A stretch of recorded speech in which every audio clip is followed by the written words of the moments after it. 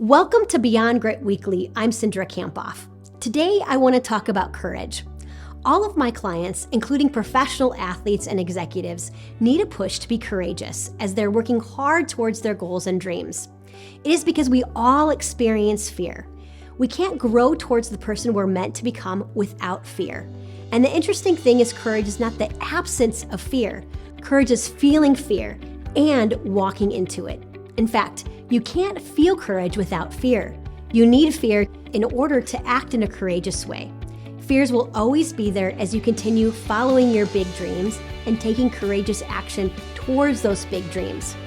Being courageous means that you have the bravery to move towards the fear and step into it. In fact, as you are following your big dreams, I don't think your goal should be to be fearless, completely lacking fear, because that's impossible. Instead, the goal is to fear less. So what is it that you really fear? And how can you walk into it with courageous action today?